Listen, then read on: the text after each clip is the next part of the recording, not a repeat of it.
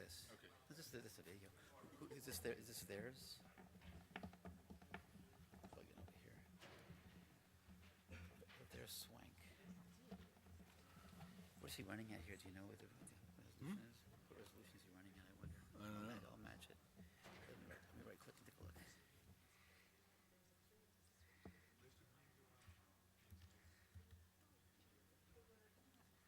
This resolution, I don't say here. Oh, the resolution. It's 1024 by 76. Okay, we'll give him that. Okay. Keep it simple.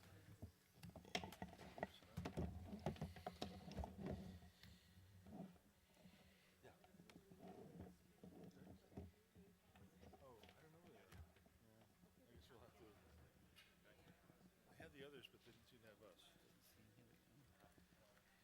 Here we go. Okay.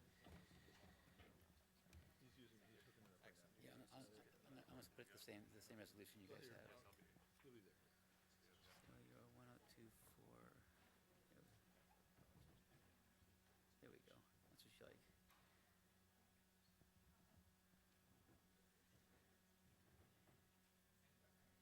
All right.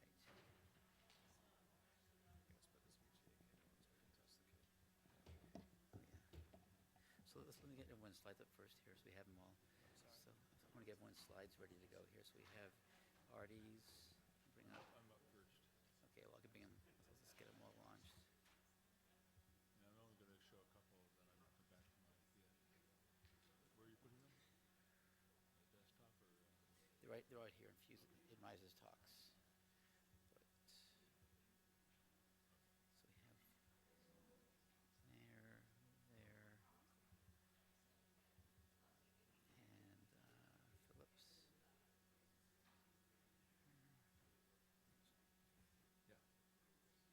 we have there, and Phillips. Yeah. Yeah. Okay. Well. Yeah.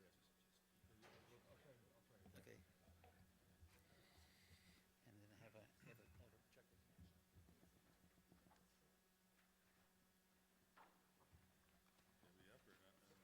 Mouse as well. Use the mouse here.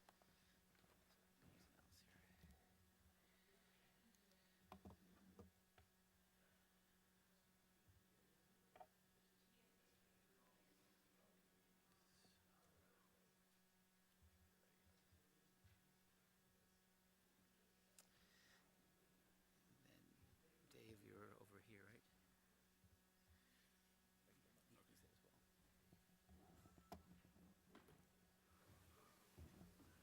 You can use that as well.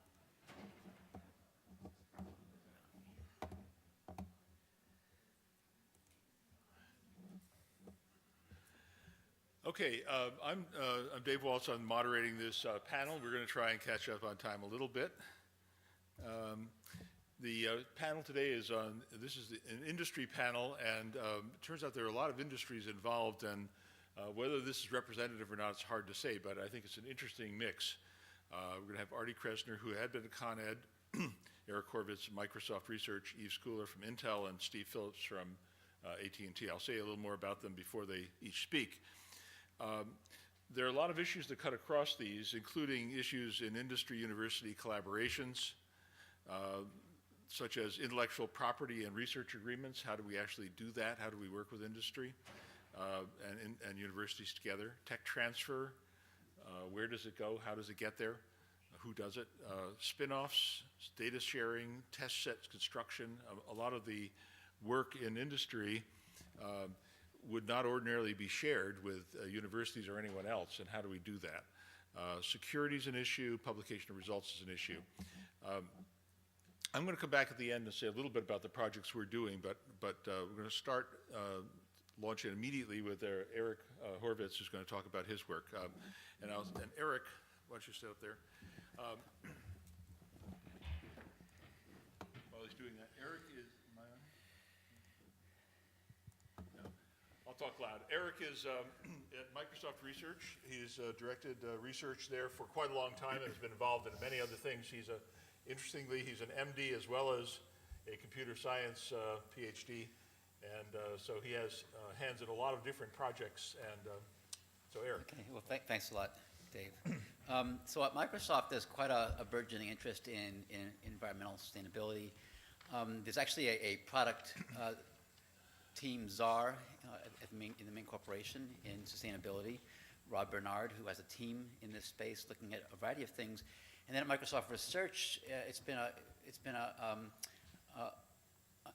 an energized area. People looking at ways to apply computing in a variety of aspects of sustainability, including transportation, distribution of work, and telepresence, and locations for work, green computing solutions, the idea that software itself should be instant on and instant off, and sleeping computers should respond to little probes from network communications to bring them up when they're needed and down otherwise. Data center efficiencies, the idea that there's a lot we can do to make data centers more efficient, to broker across data centers, across locale, for example, where energy prices might be varying. Home-oriented products, actually a package called Home that does energy usage tracking and controls. And then tools, software tools and platform-like artifacts that can be used by others to build solutions of a variety of kinds. I say in terms of spin-outs, we actually, one of our more successful spin-outs, one of the few for Microsoft Research, was to help set up a company called INRIX, which is now a dominant player in predictive traffic, which came out of our team through a licensing arrangement several years ago. So we do that kind of thing as well. The company actually is interested in not just the core advances in sustainability, but also marketing via sustainability. It's nice to know that. So this is Microsoft commissioned a third party to look at the efficiencies that come with scale of going from on-site computing to data centers. And you see here across Exchange services, SharePoint, and small business software, Dynamics, bar graph showing savings in going to a Microsoft cloud computing solution for example, 100-person, this is the big bar there, 100-person on-site premise, small businesses. So the idea of doing studies to understand what is the efficiency with scale that comes from moving to a data center, for example, can actually even be good business for Microsoft as they sell their cloud services. I wanted to focus today on this idea of transportation for big companies and for cities where big companies reside, greater city areas. So there are about 175,000 people working for Microsoft worldwide. I just checked the stats before I came out, working with our HR people. 55,000. I have it actually down to the actual last digit, but I thought I'd keep it round here with a tilde. 55,000 in the Puget Sound region. Our people in the sustainability office looking at the commuting workload say that about 62% of these people just drive to work and back home alone, which is an interesting area. And so our team at Microsoft Research has been interested in this space. I should say the corporate real estates and facilities team that oversees transportation and busing actually instituted a large service called the Connector Bus System to reduce some of this load, a shared bus system at Microsoft, as well as incentives for carpooling and van pools and so on. So what's been a motivating cry for us is looking at this chart from the International Energy Agency, which this is a consortium of which the U.S. is a member. At the Copenhagen meeting, they revealed a report last year showing that we can get to the P450 scenario, which is accepting or tolerating 450 parts per million of greenhouse gas in the atmosphere by 2030, and a 2-degree average rise in temperature around the world computed to go along with that.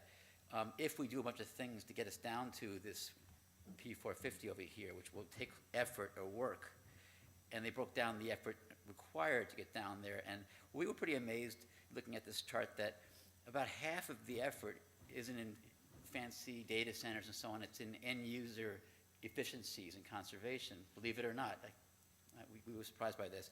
So we started looking at this, combined with the interest of Microsoft in transportation, started looking at ride sharing. And what we ended up scratching the surface of, and it's just an example for the funding agencies, for example, we ended up scratching into deep issues with computing and social sciences, kind of crossing SciSe and SBE. Matching algorithms that are at the edge of tractability for planned and instant ride sharing, doing it well. Incentives, mechanism design for truthful reporting about needs and goals. How do you do collaboration and plans when people have different goals, but they're sort of overlapped or similar in certain ways? the idea of preferences and comfort, social component of, who do you want to ride with in a car, even if you're saving some energy. And then how do we actually take this big chasm between, there's a ride-sharing system I could probably use out there, and overlay it and make it part of daily workflow in Outlook and Exchange, for example, where Exchange and Outlook are not just making agreements in a corporate and enterprise setting for time and space. It's also vehicles getting there, who's going to a similar location, and so on. An Outlook add-in component that manages cars and time and driving resources. So we actually went out and collected a whole bunch of GPS data from Microsoft employees and spouses and families over several years. And we can convert that data into AM and PM commutes to and from Microsoft. Just to give you an example of some of the research here.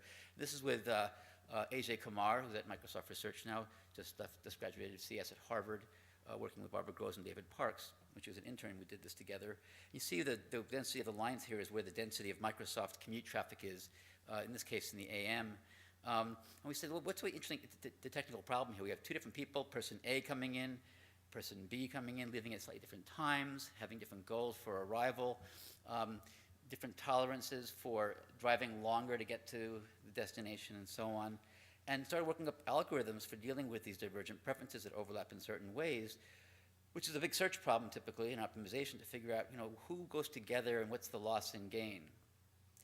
And you can see we take real data now, real people, and can compute for every collapse, in this case of 3 people, 4 people or 5 people into a carpool, the change in total miles driven, total minutes of time driven, sort of the reduction of CO2 footprint and so on per each collapse of rideshare.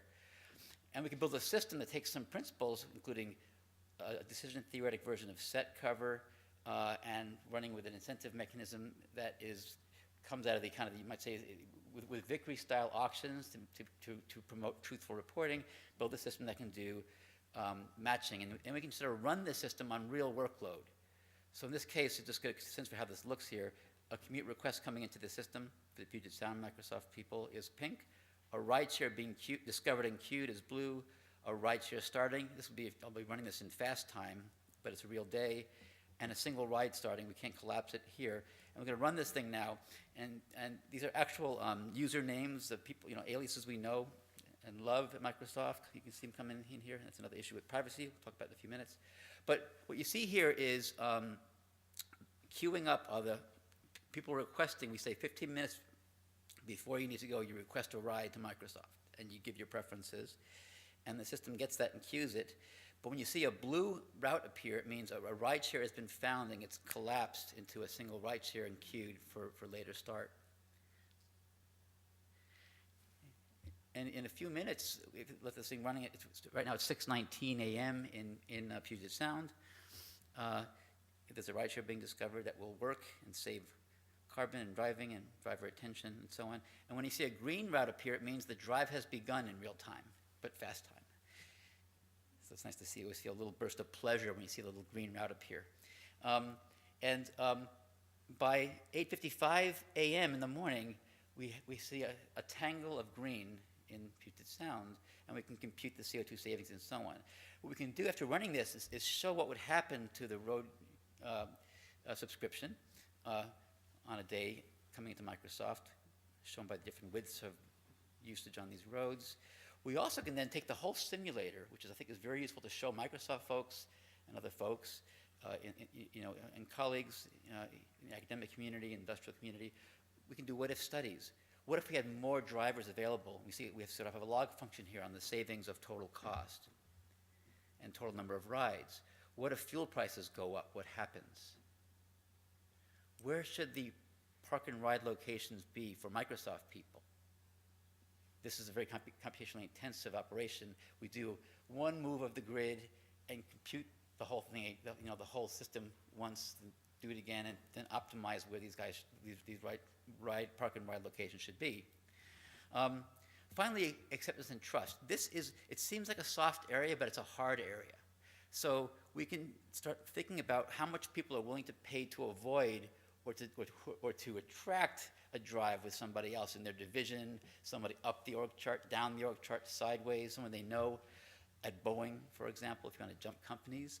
and reason about cost. And what's kind of fun about this is we can start taking various sources of, besides the org chart and Active Directory services for this data, places, Facebook links and so on, to understand how to assess costs. And we're actually doing studies of this right now at Microsoft in terms of preferences. But what's nice about this is you take the findings from this kind of from social relationships and preferences, and you enter them into the larger system, and they bend the paths, trading off optimality for comfort in a very coherent manner, where you can actually look at it in terms of delta carbon footprint change.